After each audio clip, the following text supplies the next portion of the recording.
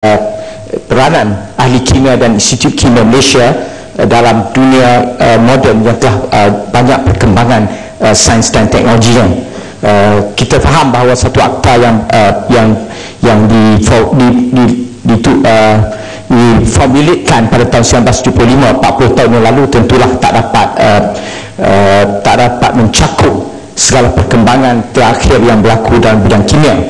Dan saya khusus kepada pindaan Seksyen 7D tentang memberi maklumat dan nasihat kepada anggota dan orang awam tentang perkara berhubungan dengan kimia, bekerjasama dengan agensi kerajaan, input profesional, nasihat menteri. Itu semuanya saya rasa sangat penting, dan kita sokong penuh pindaan-pindaan ini untuk meningkatkan taraf profesionalisme dan juga keupayaan ahli kimia dan dunia yang berkembang dengan universiti dan juga kaitan global kita, maklumat yang baru, perkembangan baru dalam bidang kimia, dan juga industri kimia dan ekspor kimia, bahan kimia kita, dan juga import kita yang bertambah.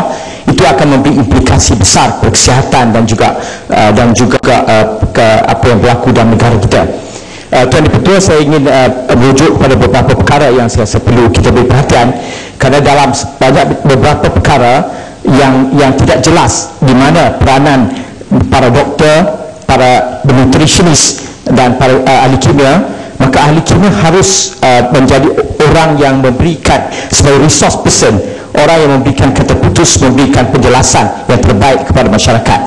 Misalnya dalam isu karsinogen atau bahan kimia yang menyebabkan kanser, kita ada asbestos, formaldehyde, benzin misalnya, dikenal pasti sebagai menyebabkan kanser. Jadi bagaimana benda-benda ini boleh digunakan dalam industri dan dalam masalah mengurangkan risiko kanser kan? Tidak, para jentera misalnya dan para doktor mungkin terlalu melumpuhkan pada bidang mereka tidak punya masa dan keupayaan untuk menjelaskan bagaimana benda ini boleh digunakan dalam industri tanpa menjejaskan kesihatan orang awam misalnya, Tuan Ketua. Maka itu peranan ahli kimia yang kita mau lihat dipertingkatkan. Dan satu lagi isu yang saya nak sebut adalah misalnya dalam makanan. Kita tahu dengan jelas bahawa lemak trans adalah satu lemak industri yang bahaya. Margarin dan lain-lain itu lemak trans. Doktor boleh menasihati, tapi dalam keadaan yang lethargik ataupun Kementerian Kesihatan yang lambat mengambil tindakan proaktif, maka masyarakat masih menggunakan lemak trans. Industri makanan masih menggunakan lemak trans. Jadi ahli kimia perlu meningkatkan, perlu diberikan keupayaan dan perlu dipermudahkan usaha mereka meningkatkan pengetahuan masyarakat tentang lemak trans. Dan perkembangan yang berlaku betul sangat pantas. Bila lemak trans dijadikan isu, maka industri di Amerika misalnya, mereka mengeluarkan bahan-bahan makanan yang trans fat free, bebas lemak trans, tapi mereka menggunakan satu proses lain menghasilkan lemak yang juga masih berbahaya. Proses yang dipanggil esterification. Proses esterification itu yang betul masih mengekalkan proses interesterification. Proses ini menghasilkan lemak yang disebut sebagai interestified fats, lemak interestified.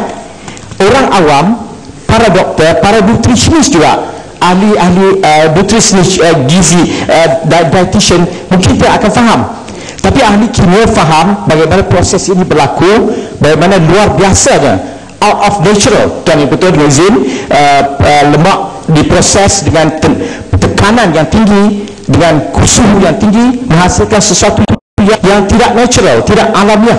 Maka dia juga akhirnya didapati boleh menyebabkan penyakit-penyakit lain, diabetes type 1 misalnya, daripada lemak daripada penggunaan lemak interestified ini, ada risiko diabetes dan lain-lain lagi. Jadi itu peranan ahli kimia yang saya harap dapat diperjelaskan dan ahli kimia dapat tampil ke depan, dan kita meningkatkan kualiti ke tahap profesional dan ahli kimia dan Institut Kimia Malaysia, maka ini akan lebih terjelas. Dan ketiga, yang terakhir, Tuan Ketua, yang saya nak sebut di sini, walaupun contoh-contoh lainnya banyak, misalnya kita dalam perbicaraan, saya perlu sebut sini tapi tidaklah detail, cuma secara umum, Datuk Seri Anwar Ibrahim yang dalam kes pembicaraan beliau akhirnya boleh disabitkan dengan keterangan ahli kimia. Cuma yang saya refer di sini, saya tidak pergi detail kepada teknikalnya, cumanya saya nak menyatakan bahawa keterangan dari ahli-ahli kimia Malaysia sangat berlawanan dengan yang diberikan oleh dua orang profesor di Australia yang merupakan ahli kimia yang antara yang dianggap sebagai terbaik di dunia daripada Victoria Forensic Institute. Saya tak pergi berdetail, tapi daripada putih kepada hitam, hitam kepada putih, dan kes ini di-study dan dikaji di seluruh dunia tentang keterangan ahli kimia. Bagaimana itu boleh berlaku terlalu berbeza, terlalu yang hitam jadi putih dan putih jadi hitam.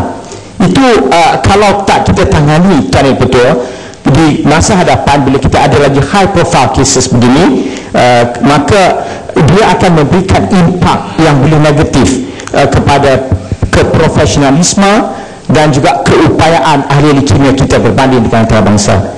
Jadi saya menyokong sepenuh supaya ditingkatkan taraf profesionalisme dan keupayaan ahli kimia untuk tampil di pesada antarabangsa dengan lebih baik dan mengikuti perkembangan kimia dan juga Institut Kimia Malaysia. Dan masa yang sama saya berharap supaya apa yang saya sebutkan tadi kita dapat bersama-sama berikan perhatian. Terima kasih. Yang Wan Bayan Baru. Terima kasih Datuk Speaker kerana memberi peluang untuk membahaskan rang undang-undang yang amat penting ini. Secara dasarnya saya amat menyokong rang undang-undang yang meningkatkan profesionalisme para ahli-ahli kimia. Ini adalah sesuatu yang penting kerana menuju ke satu negara apabila negara pesat membangun dan memerlukan banyak para ahli kimia yang profesional untuk membantu daripada beberapa sektor. Saya nak ambil sektor yang pertama, iaitu nutrition and food safety. Saya rasa negara kita kerana pemesatan, pembangunan dan juga perkembangan populasi negara, maka banyak makanan-makanan yang diimport atau dikeluarkan daripada negara kita sendiri semakin terancam dengan bahan-bahan kimia yang mungkin adalah DNA modified food dan juga ada contamination. DNA modified food sekarang semakin meluas, tetapi kita belum ada satu regulation yang spesifik untuk mengawal makanan-makanan DNA modified. Jadi apakah pendirian kerajaan tentang makanan-makanan DNA modified? Dari segi sekarang kerana banyak dia ada kacukan dan sebagainya, memang ada yang secara natural, tetapi ada pula yang belum tak pastinya kaedah untuk modify makanan tersebut. Jadi saya menaruh harapan yang tinggi terhadap para ahli kimia supaya untuk menentukan satu dasar makanan negara di mana kita akan menjaga rakyat kita daripada ancaman-ancaman makanan yang tidak sihat. Kedua adalah masalah tentang makanan yang cara makanan produce what do you call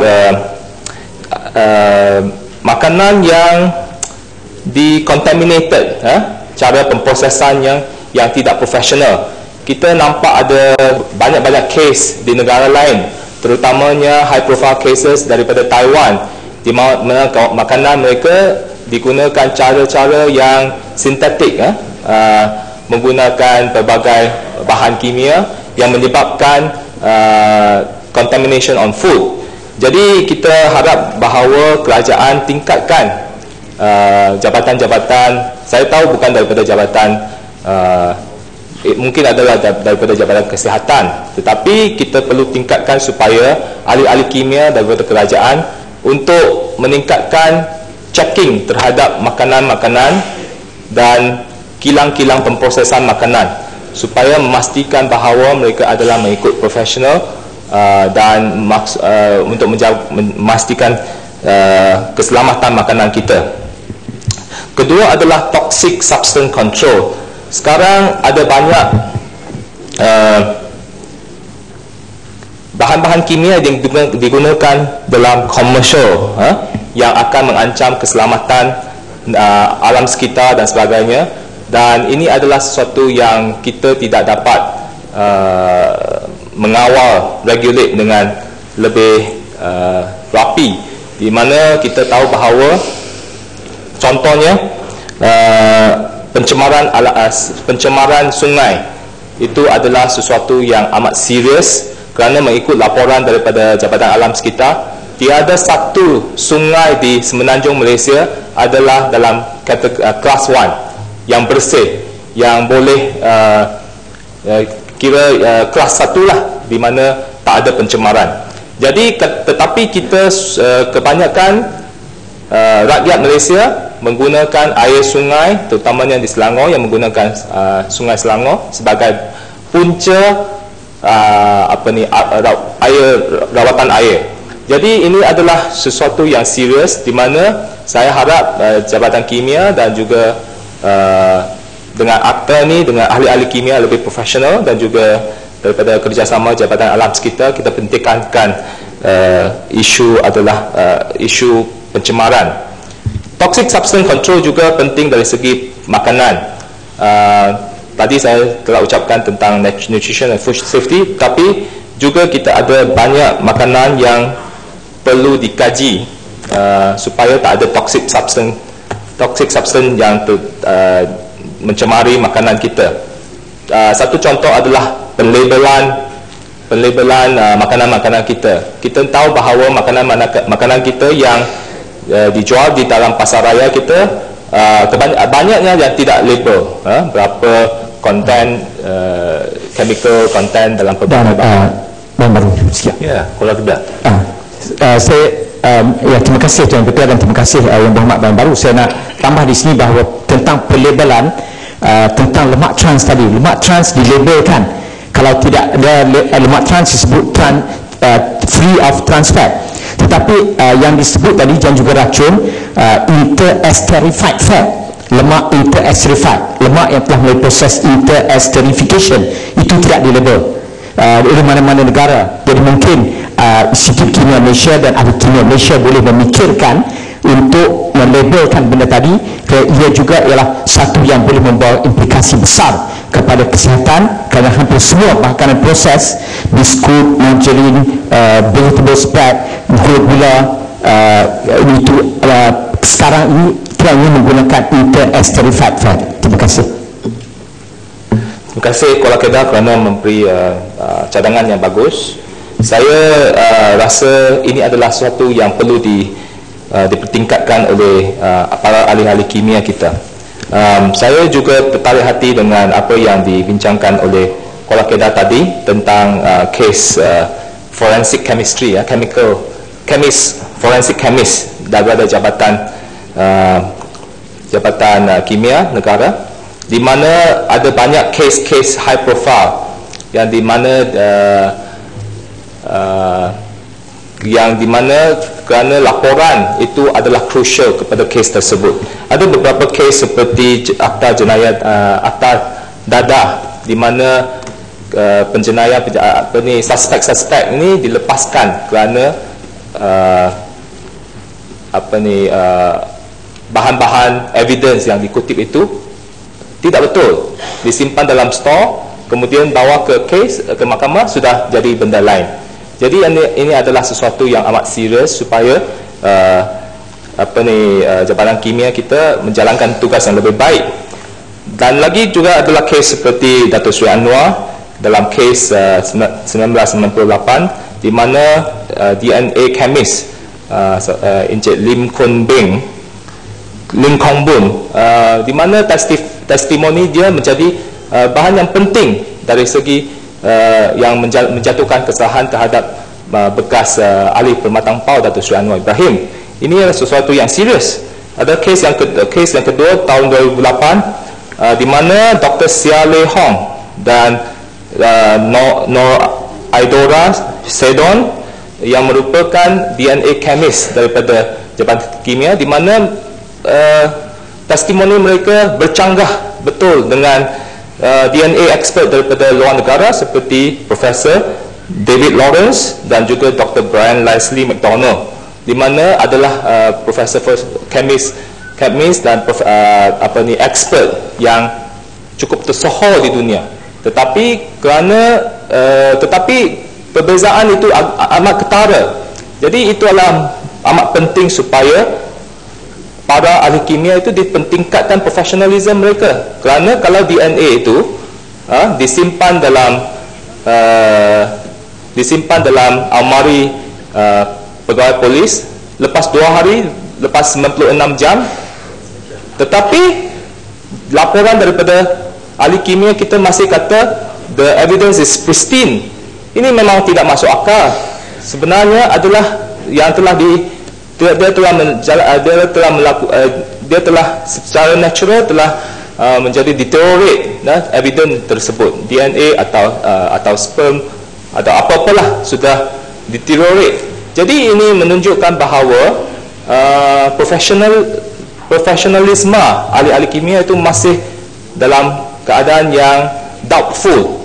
Jadi kita amat mengalu-alukan supaya tingkatkan profesionalisme para ahli-ahli kimia, supaya tiada satu kes lagi yang di mana mangsa suspek dimangsakan kerana laporan-laporan daripada para ahli kimia kita. Itu saja. Terima kasih, Datuk Speaker. Ya.